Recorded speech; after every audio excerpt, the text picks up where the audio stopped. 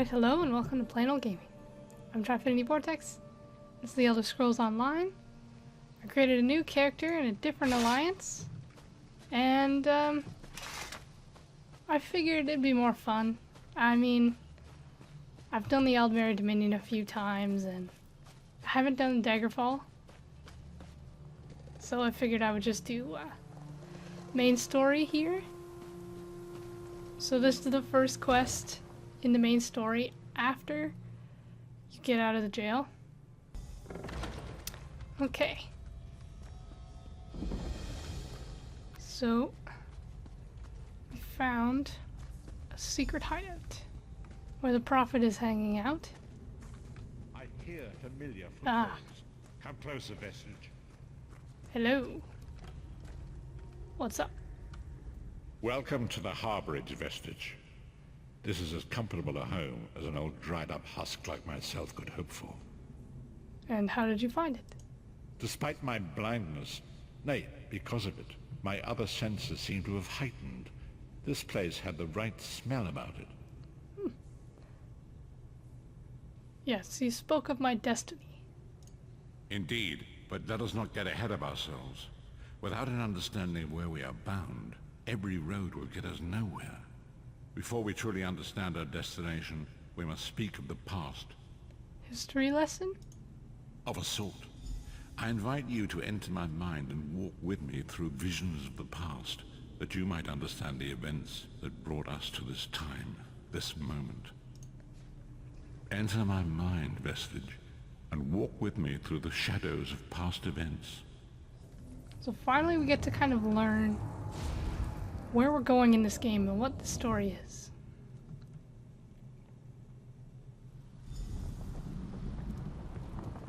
I figure I'm just gonna do main story quests.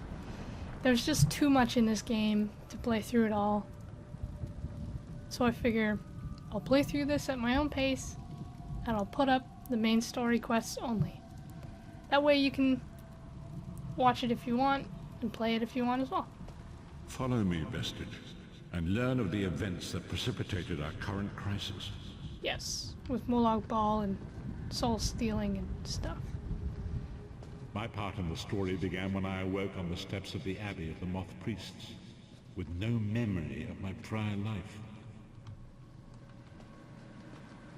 The Moth Priests took pity upon me and brought me into their fold. I was weak and near death. Moth priests, eh? Readers of the Elder It was there Scrolls. I first set eyes upon the Elder Scrolls and devoted my life to their study.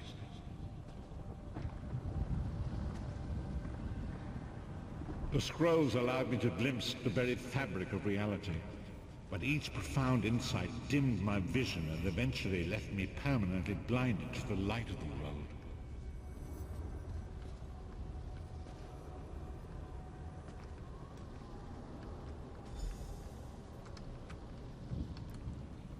The prophecies of the Elder Scrolls are a fluid, living thing. They are not fixed. At many points throughout history, the actions of heroic mortals have rewritten them. Ooh. And what does this have to do with me? I only know that you are important, Vestige. The scrolls reveal to me that your destiny is intertwined with that of the 5 companions. I'm important. And who are these 5 companions? The 5 companions were a band of adventurers who sought out an ancient artifact called the Amulet of Kings. They hoped to use this artifact to persuade Akatosh, the dragon god, to accept their leader as one of the Dragonborn. Dragonborn? Well, we know what that is. So who was their leader? Baron Aquilarius, the son of Colobian Duke, who led a rebellion against the Emperor Leovic and took the crown himself. Alas, Veron was not truly a Dragonborn, as those who sit upon the ruby throne must be, in accordance with tradition. Go on. You have already heard enough babbling from this old blind fool. It is time you met the 5 companions yourself and witnessed their fate. Let's do that.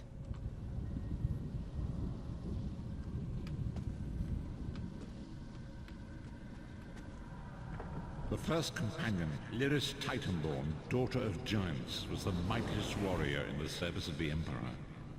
Next, Abnathan, a powerful sorcerer and Grand Chancellor to the Imperial Elder Council. The Red Guard Swordmaster, Sai Sahan, leader of the Imperial Dragon Guard. The Imperial Emperor, Varen Aquilarius, who attempted to light the dragon fires and failed. And finally, Manamako, the traitor, the King of Worms, a powerful necromancer, and your executioner. Ooh. I see. So he's the one that trapped our soul and sent us to the Wailing Prison, I think it's called. These were the 5 companions who set out from the Imperial City on an epic quest to recover the lost Amulet of Kings. An epic quest. And how was this supposed to turn him into a Dragonborn? Manamako convinced Varen that the amulet could be used to perform a ritual that would rekindle the dragon fires. He claimed this would please Akatosh and entice him to adopt Varen as one of the Dragonborn. It's like a mix of Oblivion and Skyrim. And why did he want to be Dragonborn? I guess I kind of know that, but I'll let it explain. By tradition, only the Dragonborn can lay claim to the Ruby Throne and rule as the one true Emperor by divine right. Varen conquered Cyrodiil and took the throne, but unless he became Dragonborn, he feared he'd always be thought of as a pretender. Well, tell me about this Manamako.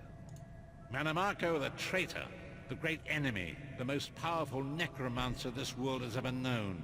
His worm cult infiltrates and corrupts every corner of Tamriel. It was he who convinced Varen to perform the ritual you are about to witness. About to witness? Let's ask about the other ones. Each of the 5 companions were chosen for their skill and courage, and each was given a special role to perform in the party. Who would you like to know more about? Well, we do know Lyris. So I'm guessing she's just a warrior. Let's learn about Sai Sahan. Sai Sahan came from a long line of Red Guard Swordmaster nobles. He was the leader of the Dragon Guard, the security detail of Varen and the Elder Council. While Lyris was Varen's bodyguard, Sai was charged with protecting the entire group. And what about this Abner Tharn? The Tharns are one of the most influential families in Cyrodiil. Abner, their patriarch, is the leader of the Elder Council, a powerful battle mage and a shrewd politician. With his counsel, Varen was able to seize the Imperial throne years before. I guess it's gonna force us to learn about Manamako again. Manamako the traitor, the great enemy, the most powerful Right, let's necromancer just this get world to has ever this. known. Disaster, war, and pestilence. A world brought to its knees. Now watch and see how one man's arrogance brought about the greatest threat our world has ever known. Okay.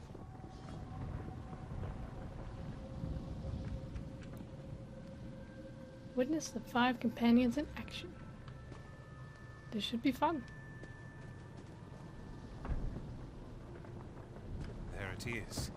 The Dragonfire Brazier.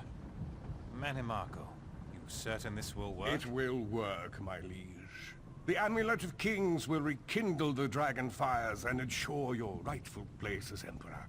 You have my word. It better work, Manamako, or you'll find your neck at the business end of my axe. My lord, I wonder if you'd muzzle your half-giant pet. She really is annoying. Enough, both of you. We are here to ensure my lord's rightful claim to the Ruby Throne. Abner, begin the ritual. I have a destiny to fulfill. By the lighting of the dragon fires, I claim my rightful lineage. By the fires of creation, let me be reborn. By the will of Akatosh, I proclaim myself Dragonborn.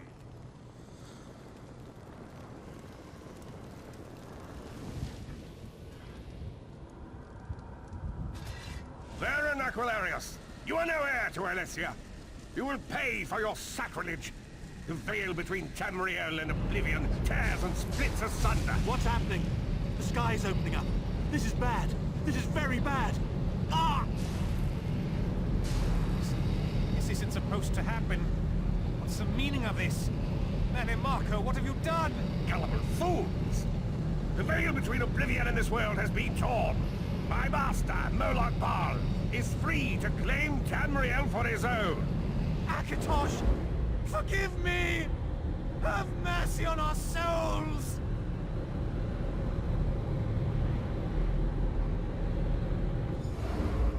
Phew.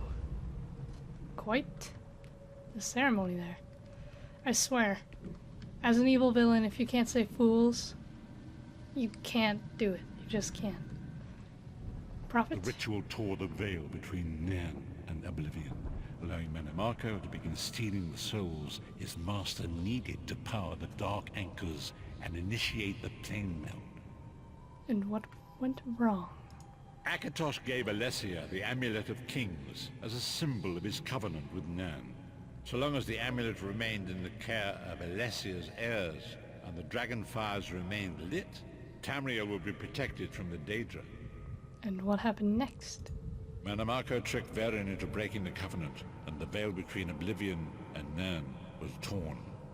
The Elder Scrolls named this event the Soul Burst. It gave Moloch Baal the opportunity to disconnect the souls of Nan from their hosts. Who? Any other companions? Varen was lost. In the chaos of the moment, Sai Sahan took the Amulet of Kings and fled. Leris was captured by Marco and delivered to Cold Harbor, the realm of Moloch Baal. Well, we did meet her. And what about the other two? Tharn remains Chancellor of the Elder Council, and his daughter Clibio rules as Empress Regent. But the true power remains in the hands of Marco and his worm cult. And how did you end up in Cold Harbor? When I discovered the truth about the 5 companions, I made subtle inquiries, but apparently not subtle enough. Marco got word of my interests and abducted me. He took me to Cold Harbor, where I remained a prisoner until you freed me. I saw you as a threat. The truth is always a threat to evil men. Marco feared I would reveal his treachery, and if knowledge of Nan's vulnerability were to become known, it could threaten his master's schemes. Moloch Baal does not favor loose ends. Walk with me. All right.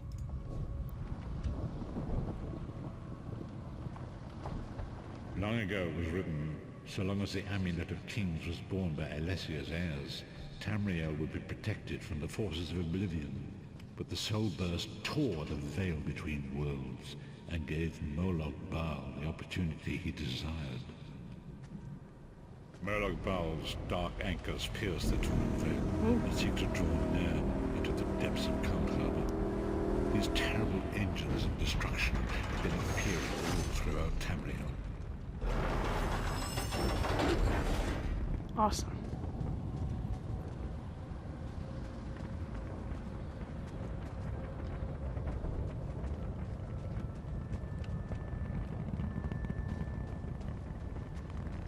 First Oblivion Gates, now this. Dark Anchors. If the Lord of Brutality and Domination is successful, he will merge our world and his own in a terrible plane meld. Few will survive the ordeal, and those that do will be enslaved for all eternity. Alright. Guess now we know what we must do. And so it falls to us, Vistage. We must stop Moloch Baal and his dark anchors, or our world is doomed. And now history seems to have caught up with us. Shall we return to the harborage? Yes, indeed. As you say.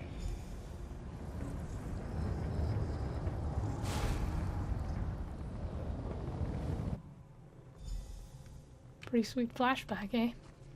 Alright, Prophet, what's next? And so it begins. The remainder of the story has yet to be written. It is your story now. You've given me a lot to think about. And there is so much to do. But know this, you will not walk this path alone. And what's our next move? We must grow in strength and in numbers. You will need more than the company of an old blind man to alter the course of history. We must assemble our own group of companions. The first you have already met. Lyris again? Lyris sacrificed her own freedom to allow us to escape. She remains a prisoner in Cold Harbor. I must determine her precise location if we are to mount a rescue. That will take time. And what should I do in the meantime? Minimarco's agents leave a web of lies and deceit. They pit the races of Tamriel against one another and divert their attention from the real threat. Seek out these agents, wherever they can be found, and expose their lies. I'll do what I can. Forgive me. Bringing you to my mind seems to have taken quite a toll on me. I must rest. I will contact you when the time is right. Until then, walk in the light, Vistage. Thank you. We get an accessory ring, which we can put on. Excellent. So now basically you just go around, get to level 10, and it will give you the next story quest. So basically I'm gonna go and play through the game, and then I'll record the next main story quest. So I think this arrangement will work out nicely. It won't waste too much of your time, and it won't waste any of my time, obviously. Of course. So I guess I'll see you guys next time. And we'll probably be back right here in the Harborage. So I must go out there and do a whole bunch of questing. So I'll see you guys next time. And, bye for now.